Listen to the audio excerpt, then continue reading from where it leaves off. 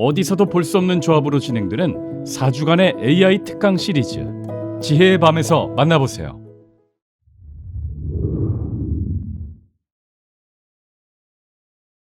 네, 네. 삼프로TV 글로벌 천천히 지만 그래도 조금씩 아니, 올라가고 이제 있습니다. 워밍업 기간이라고 할까? 네, 그렇지만 여러분 제가 그 3프로 글로벌의 구독을 눌러주신 분들께 또 감사해. 네, 저걸 내일 이 시간에 발표해드릴게요. 발표합니다. 네, 내일. 자, 저희 지금 보고 계신 것도 좋아요 한 번씩 좀 눌러주시고요. 네. 자, 그 좋아요를 받아서 정말 좋은 우리 게스트 한 분이시죠. 박병창 이사님 어서 오십시오. 예, 안녕하십니까. 네, 반갑습니다. 한 주 동안 편안하셨죠? 예, 뭐 장이 편안했습니다. 왜 아니, 근데 그랬을까? 세 사람이 이렇게 딱 보니까 네. 이 사람이 좀 더운데 갔다 온 건데 예. 네. 박 이사님하고 제가 더운데 갔다 온 것 같은데 저는 원래 피부가 좀 까맣습니다. 그게 아니라 필드에 와서 더우신 것 같아요. 필드도 요즘 햇살이 좋죠? 네. 쌀도 좋고 근데 미세먼지가 아주 황사가 아주 장난 아닙니다. 그 골프장 있는데도 그래요? 아니 또 한국에 있으면 다도 그렇지. 그래요? 이게 숲에 이게 막 아유, 그런 거 안 그래서 없습니까? 차가 하얗지 않습니까 지금? 비 맞은 차가 미세먼지가 많이 와서 필리핀은 미세먼지는 별로 없는 것 같아요. 없지 거기. 거기는 없죠. 네, 매연은 좀 심하더라고요. 네, 오토바이들 자, 이런 얘기할 때가 아닙니다. 장이 편안했습니다 지난주. 지난주 목요일 날 미국이 비교적 큰 폭으로 상승을 했죠. 그래서 금요일은 소폭 하락 조정 보였습니다. 예. 한 0.3, 0.4% 정도 하락을 했고요. 근데 주간으로는 다우 1%, 나스닥 0.29%, S&P 500은 0.79% 상승을 했습니다. 주간의 상승폭이 그렇게 크지 않은 걸로 보이지 않습니까? 그런데 이게 의미를 좀 두는 것은 직전에 저 박스권으로 계속 있었습니다. 그 박스권을 상향 돌파할 수 있는 그 시도를 만든 그런 한 주간이다. 그렇게 볼 수가 있겠고요. 우리나라는 돌파했지 않습니까? 이제 그런 흐름이 좀 나타났습니다. 우리 돌파했어요? 우리나라 2,500포인트 돌파해서 2,570포인트까지 갔습니다. 늘 말씀하신 2,500을 예. 지난주에 돌파했군요. 예. 그래서 전체적으로 지난주에는 진짜 안 봤구나 너. 아니 제 건 조금 보긴 했는데 진짜 안 봤어. 틈날 때 근데 와. 2,500을 돌파했네요. 예. 그럼 이제 나는 출장하면 노심초사 확 그래요? 이렇게 계속 가는 거예요 이제? 이제 여기서 예. 위쪽으로 봐야 되느냐 아니면은 미국하고 디커플링하면서 우리가 여기서 더 갈 수 있느냐 오늘 보고서들 보면 그런 의견들이 많습니다. 거의 반반이에요 지금. 또 반반이에요? 맨날 반반이야 여기는. 2,500 지금 한 70쯤 됐네요. 예, 그래서 뭐 좀 이따 말씀드리겠지만 그래서 그걸 돌파하고 올라간 상황이기 때문에 시장이 웬만해서는 투자 심리가 다시 꺾여 나오면서 큰 폭으로 하락하고 그러지는 단기적으로는 그럴 일은 없다. 이렇게 조금 안정적으로 됐습니다. 지난주의 특징으로는 금요일 날 은행주들이 실적 발표했습니다. 몇 개 은행이 JP모건 7.5%나 상승을 했습니다. 그래서 은행주들이 전반적인 호실적 발표 후에 강세를 보였다라는 점이 특징이었고요. 지난 한 주의 흐름을 보면은 CPI나 PPI가 둔화되었잖아요. 그래서 경기지표나 이런 것들이 물가가 둔화되면서 연준의 긴축 종료 기대로 인해서 이것은 상승의 재료가 됐고요.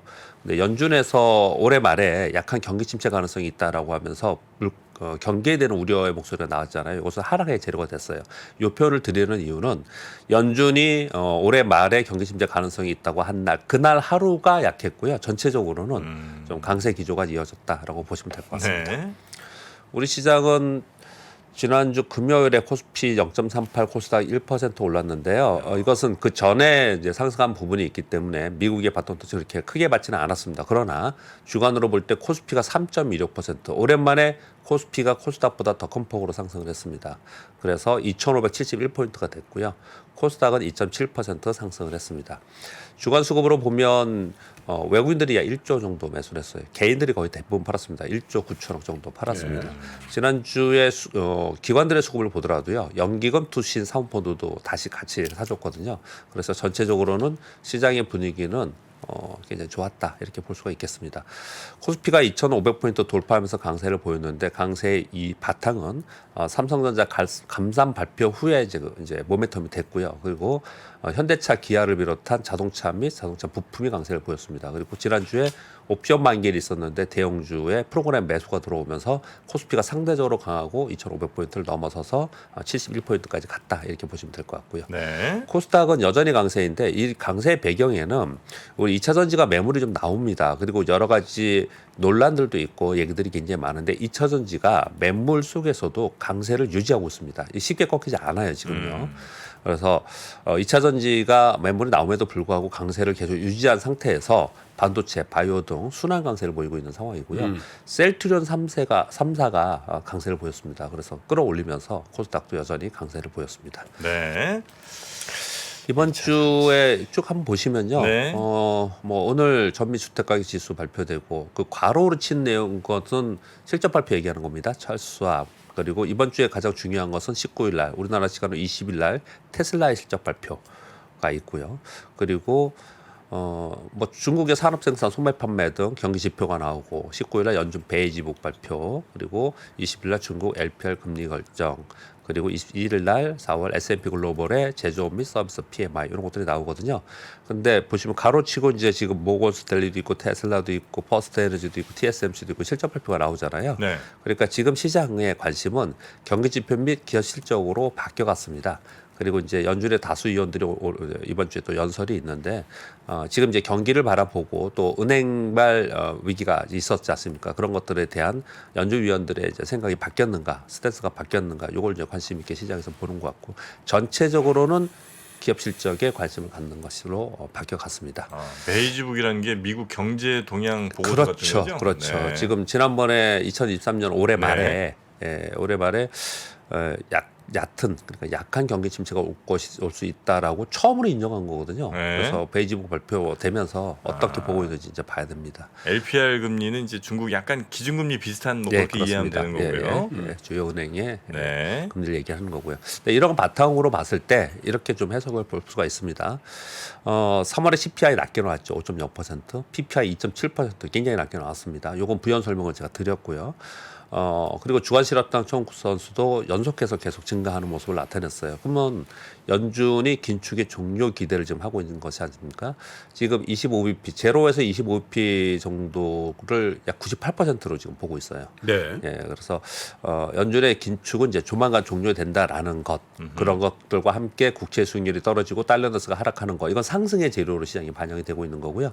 그리고 경기 침체, 그리고 반대로 또 물가가 뚝뚝 떨어지니까 이렇게 빨리 떨어지면 이게 경기 침체를 되는 거 아니냐 이런 얘기를 좀 하는 거거든요. 그래서 이런 것들은 하락 재료가 돼요. 이 양쪽이 지금 어쩔 때는 어느 쪽에 더 무게감을 싣고 어쩔 때는 또 하락 재료에 무게를 잡고 이러면서 왔다 갔다 지금 하고 있는 상황이거든요. 결국 그렇다는 얘기는 시장이 여기서 크게 벗어나지 못할 거라는 걸로 이제 해석해야겠죠. 네. 그런 가운데 본격 실적 시즌이 지금 됐단 말이에요. 그렇기 때문에 그 주요 기업들의 실적 발표에 따라서 섹터 및 지수가 연동합니다. 가령 예를 들어서 테슬라 실적 발표를 했어요. 네. 그래서 테슬라 실적이 어떻게 나왔다. 컨센서스 대비. 그래서 테슬라가 올랐냐 내렸냐에 따라서 지수도 시가총액이 높으니까 지수도 연동을 받겠지만 거기에 관련되어 있는 그 섹터에 있는 종목들이 같이 영향을 받겠죠. 그래서 지금부터 이달 말까지는 2주 동안은 그 주요 기업들의 실적 발표에 따라서 연동하는 시장이 될 것이다라고 이해하시면 될 것 같습니다. 네. 우리 시장은 오랜만에 제가 수급을 한번 봤더니요. 올해 2023년 1월 이후에 수급을 봤더니 외국인들이 7조 8천억을 샀네요. 꽤 많이 샀죠. 7조 8천억을 7조 샀어요. 8천억. 예. 지금 3개월 반이니까 7조 8천억 샀고요. 개인이 7조 2조 팔았으니까 예. 7조 2천억 팔았습니다. 기관이 그냥 1조 손바뀜이 5천억 됐네. 팔고요. 예. 그리고 저 나머지는 뭡니까? 법인과 기타. 그 기타 국가기관? 법인. 예. 기타 국가기관은 기관에 들어가고요. 기관에 기타 들어가요? 법인이나 이런 데들은 저기 여기에 여기 들어가지 않고 다른 것들로 분류를 좀 합니다. 네. 일반 법인 같은 경우에요. 그래서 기관에서도 연기금은 사줬어요. 투신도 사줬고 그렇습니다. 근데 사모펀드가 꽤 팔았고요. 여기 지금 약간 오타입니다. 죄송합니다. 852억이고요. 그리고 금융투자 거의 대부분 팔았어요. 그러니까 이제 그거와 상관없이 기관들은 그냥 사고 팔고 있고 특징을 말씀드리면 연기금 투신이 사줬다는 거 하고 그리고 거의 대부분은 외국인들이 샀고 개인들이 거의 대부분 팔았다라고 보시면 될 것 같고요. 연기금 투신이 같이 사는 거 좋아했잖아요. 좋습니다. 예, 박 이사님은 좋습니다. 항상. 예, 그렇습니다. 그러니까 시장이 지금 편안하고 좀 네. 좋게 나타나는 것이고요. 그리고 코스피는 2020년 6월에 2,500포인트를 붕괴했는데 10개월 만에 박스권 상단을 지금 돌파하고 있기 때문에 돌파 후 지지 여부에 관심이 있다. 좀 전에 아까 우리 정프로님 질문 주신 것처럼 오늘 아침에 증권사 나온 보고서 보세요. 어떻게 얘기를 지금 하고 있냐면 자, 이거 돌파했으니 자, 이제 더 가야 되느냐? 저는 만약에 간다면 2,650포인트를 얘기를 많이 하고 있는 상황인데 2,650. 예. 왜냐하면 2,700포인트 돌파는 못할 것 같고요. 아무리 봐도 못할 것 같고. 아. 근데 애널리스트들은 지금 수급이나 분위기를 봐서는 또 그렇게 보는 사람이 있는 반면에 그런데 또 이제 좀 이따 정가호 분은 대표는 어떻게 생각할지 모르겠지만 좀 긍정적으로 보이잖아요. 긍정적으로 보시는 분들도 있거든요. 그렇죠. 근데 애널리스트는 어떻게 얘기하냐면 보세요. 기업 실적의 눈높이는 낮아지고 있어요. 근데 지수는 올라왔잖아요. 그러니까 멀티플이 올라졌죠. 그렇죠. 그렇지 않습니까? 보통 13배 이렇게 얘기하는데 지금 그 위로 올라섰거든요. 이거 못 간다. 이거 디커플링 못 한다. 이렇게 얘기들을 많이 하고 있습니다. 결국은 시장은 기업 가치 그리고 전체적인 경기를 쫓아가는 건 분명히 맞지만 그 시차를 두고 일시적으로 더 올라가거나 내려가는 부분이 있기 때문에 전체적인 분위기에서는 이번에 좀 더 올라간다 하더라도 제한적일 거다라는 의견이 더 많은 그런 부분이 좀 아닐까 이렇게 생각을 올해 하고 실적 있고요. 다 안 좋게 봐요 지금? 지금 안 좋게 보는데 그 눈높이가 더 낮아지느냐 아니면 멈추느냐 다시 좋아지느냐를 보는데 현재까지는 낮아지고 있는 상황입니다. 아 계속 낮아져요. 예, 그러고 있는 상황입니다. 네, 코스닥은 뭐 지금 2023년 올해 지금 현재까지 33% 올랐다 이 표현을 계속 드리잖아요. 그리고 4개월 연속 상승이고 최근 4주 연속도 계속 상승이에요. 거기다 단기 급등했죠. 그리고 섹터별, 종목별 쏠림이 있기 때문에 이제 경계 심리 목소리가 계속 나와요. 사실 코스닥에서 그렇게 나오고 있습니다. 그럼에도 불구하고 실제로 실전 투자를 하면서 이렇게 지켜보면은 쉽게 꺾이지 않습니다. 그러니까 제 전에 많이 올랐던 종목들은요. 빠질 때 막 10%씩 이렇게 빠지면서 음봉을 키우거나 아니면 거래량을 실으면서 이렇게 빠졌거든요. 근데 이번에 그렇지 않아요. 그래서 지금 여기서 고점 찍고 내려간다라고 얘기할 수 있는 그런 상황은 아닙니다. 기적 지표로 봐도. 근데 언제라도 그렇게 될 수 있지 않을까라는 걱정을 하면서 시장을 바라보고 있다. 그런 부분들이 좀 있다라는 것들을 제가 지난주에도 계속 말씀을 드렸고요. 네. 이번 주에도 뭐 여전히 그런 생각을 할 것 같고요. 그러면서 지금 아까 매크로죠. 미국 시장 얘기 드렸듯이 실적 시즌에 들어갑니다. 그렇기 때문에 실적에 따라서 또 우리 시장도 연동을 좀 하겠죠. 그래서 지금의 상황에서 만약에 투자 전략을 말씀드려 본다면 단기적으로 코스닥보다 코스피가 조금 올라서는 그런 시차가 발생되는 서로 바뀌는 그런 부분이 좀 있을 수 있을 맞추기. 거라는 생각이 그런 생각이 조금 들고요.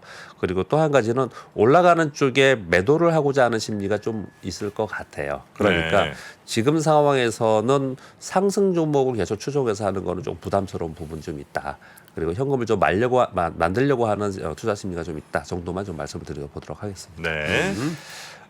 뉴스 몇 개 좀 살펴볼까요? 예, 옐런 장관이 아까 말씀드렸듯이 네. 기준금리 인상 검토가 필요 얘기했고요. 없을 수도 있다 이렇게 얘기를 좀 하고 있는데 뭐 이렇게 얘기를 합니다. 대형은행 실적 발표를 이번에 봤더니 좋은 쪽의 얘기들은 은행발 위기는 크지 않음을 지금 확인시켜주고 있다 이렇게 네. 얘기를 하고 있고 제이미 다이먼은 이번에 은행 리스크는 위기가 아니고 위축이다.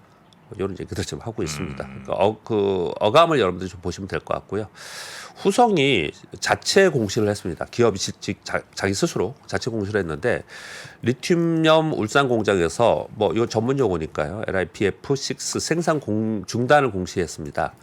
왜 그랬냐라는 거예요. 리튬 가격이 톤당 12월에 60만 위안에서 20만 위안 아래로 지금 리튬 가격이 급격하게 떨어지고 있는 그런 상황이에요. 네. 왜? 중국 기업들의 캐파 증설로 공급 과잉이 계속되고 있다라는 거예요. 그래서 리튬염 그리고 리튬 기반 첨가제 가격이 하락하면서 네. 요 생산 중단을 한다는 발표가 있었거든요. 이건 이쪽에 여러분들이 거래 많이 하시잖아요. 그러니까 직접적으로 여기에 관련된 리튬염과 또는 리튬 기반의 첨가제를 만드는 기업들에 대해서는 좀 수익성이 떨어지는 쪽으로 좀 얘기가 나오고 있고 보도들이나 보고서가 나오고 있고요. 반면에 이걸 원재료로 하는 전해액 기업들 있잖아요. 네. 예를 들어 반대로 원재료 가격이 비용이 줄어드니까 수익성이 개선되겠죠. 이런 보고서들이 좀 나오고 있는 상황입니다. 네. 세 번째 뉴스는 애플이 공급망 탈중국을 위해서 인도로 계속 가잖아요. 지금 아이폰도 그렇고 맥북도 그렇고 그런데 태국과 맥북 현지 생산을 위해서 공급 업체들과 협의 중이다라는 지금 뉴스들이 나와 있습니다. 애플워치는 1년 전부터 태국에서 생산 중입니다. 이것들은 왜 중요하냐면요. 우리나라 기업들 중에 한동안 베트남을 엄청 많이 갔습니다. 삼성전자, LG 때문에 베트남 엄청 많이 갔어요. 네네네. 그러다가 이제 인도를 이제 따라서 삼성전자 따라서 인도도 많이 가 있는 상태거든요. 그래서 여기에 생산 공장이 있다든지 이미 가 있는 기업들을 좀 살펴볼 필요가 있어요. 이런 부분들을 볼 때는요. 그래서 거기에 따라서 우리나라의 그 뒤에 있는 후공정에 있는 기업체들이 이것에 따라서 주가가 많이 움직입니다. 사실 그런 부분도 좀 살펴볼 필요가 있을 것 베트남 같습니다. 한참 많이 가다 요즘 조금 그렇죠. 기업들 네. 그런 문제가 좀 있더만 거기 약간 이제 체제가 공산당이잖아. 네. 그러니까 여기 갑자기 뭐 이렇게 약간 싸게 만드는. 근데 그게 한국 상이라고 있잖아요. 거기도 네. 여기 이제 맞습니다. 암창이 대한상이 있듯이 같은. 예. 암, 여기도 이제 예. 주한 미국인 예. 뭐 상공회의소가 있듯이 거기도 있다. 그래서 한번 막 좀 갈등이 있고 그랬었던 것 같더라고. 한참 대유행이었습니다. 뭐 비나 무슨 비나 해가지고 어마어마하게 많이 했었죠. 근데 요즘 쑥 들어갔어요 다. 그러니까요. 예, 다른 나라로 좀 그렇게 하고 있는 걸로 좀 보였습니다. 약간 좀 불확실성이 좀 있군요. 그런 그러니까. 정치에 따른. 자, 네 번째 뉴스는 이제 중국 관영 언론인 CCTV 있잖아요. 여기서 뉴스가 나온 건데요. 하반기 메모리 반도체 업황이 회복될 기미가 보인다. 이렇게 뉴스를 나왔어요. 자기들이 왜? 이거 왜 그러냐면 자기네들 기업들 있잖아요. 굉장히 안 좋다고 제가 말씀드렸잖아요. 네. 근데 그 기업들을 분석을 해봤더니 이렇더라 이런 뉴스가 좀 나온 거예요. 소비 둔화 뭐 그리고 전자 부분의 수요 둔화로 인해서 2년간의 장기 하락 사이클이 있었는데 올해 4월에 봤더니 그 3월에서 4월 사이를 얘기하는 겁니다. 심천의 반도체 관계자들 수요 회복의 의견들이 있고 일부 디램 가격이 상승을 하고 있더라. 그래서 주요 기업들의 감산 그리고 수요 회복으로 인해서 하반기 메모리 반도체 안정을 기대한다. 이런 중국의 뉴스가 있었거든요. 근데 이거 참고하시면 될 것 같고요. 왜냐하면 중국의 이 그 후반 기업들 있잖아요. 이 부도나는 기업들이 많다. 제가 한 번 언급을 드린 적이 있는데 굉장히 어렵습니다. 여기 굉장히. 근데 이런 뉴스가 좀 하나 나와서 실제로 좋아지고 있기 때문에 그런지에 대한 기대감인지에 대해서 좀 아무튼 뉴스가 나와 있는 부분인데 실제로 요거는 뭐 우리가 조금 좀 살펴볼 문제이지만 이 대만에서 나온 자료는 이게 데이터를 기반으로 하거든요. 대만의 패널 기업들이 3월 매출이 MOM 기준으로 36개월 만에 처음으로 10% 이상 증가했다고 합니다. 그래서 디스플레이 쪽은 확실히 좋아지고 있다라는 것들이 지금 나타나고 있다. 이렇게 정도 보시면 될 것 같습니다. 네. 그리고 지금 G7 회의 지금 하고 있는데요.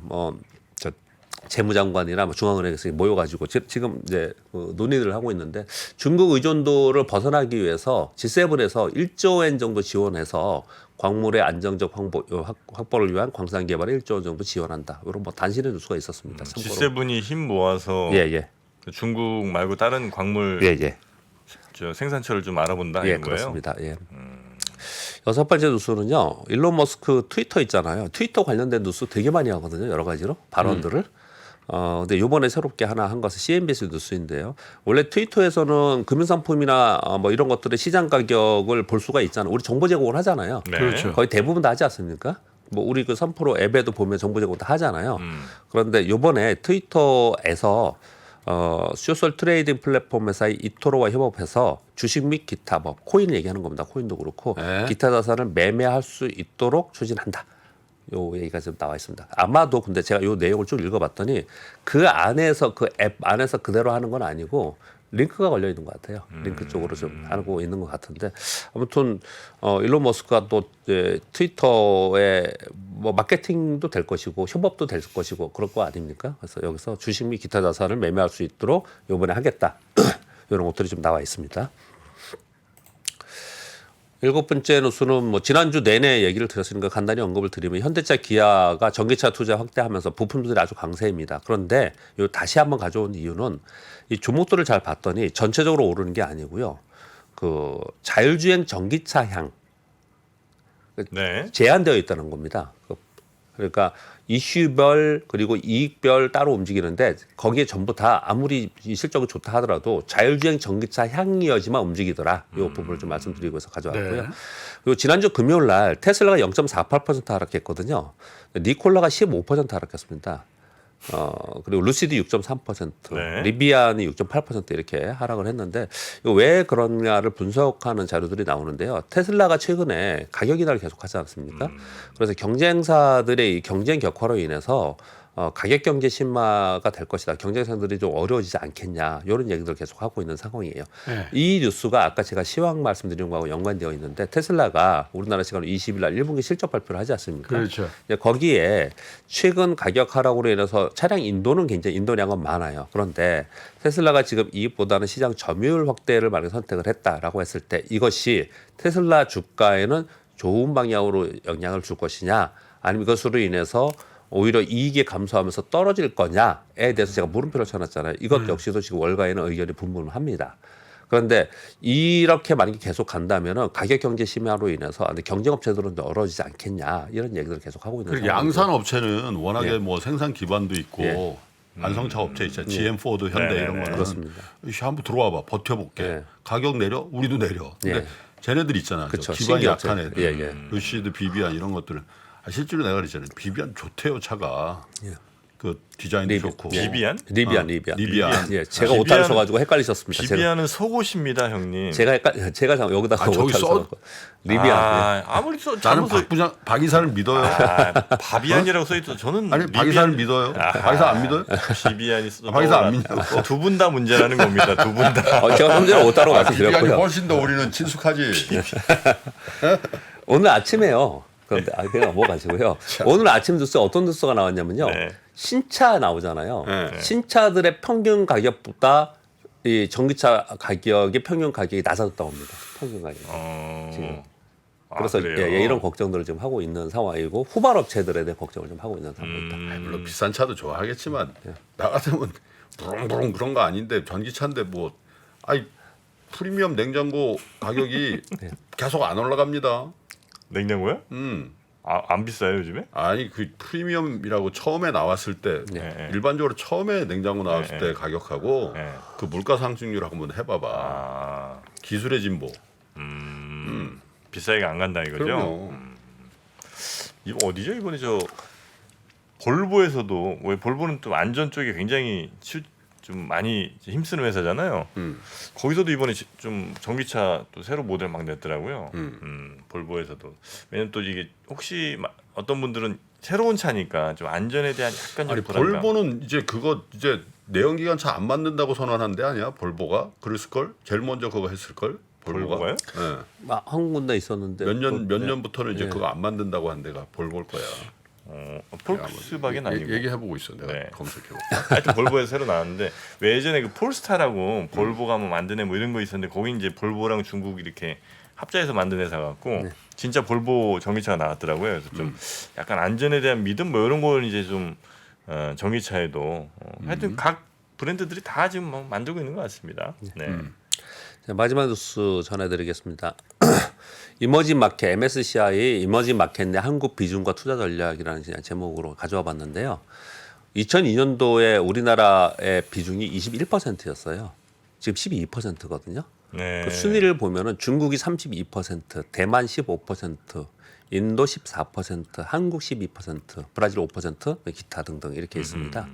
그리고 섹터를 보면요. 금융이 21%, IT가 20%, 경기 소비재 14%, 서비스 10%, 소재 8%, 산업재 5.7% 이런 순서가 되거든요. 네, 네. 이걸 보시면서 저는 이걸 보면서 굉장히 여러 가지 팁이 여러 가지의 투자 전략이 여기서 이렇게 나온다고 저는 생각을 하는데요. 네. 여기 보시면 왜 첫 번째 질문 한번 드려볼게요. 외국인들의 투자 비중이 이렇게 계속 줄어들었는데 거의 대부분 패시브 자금들일 거 아니에요.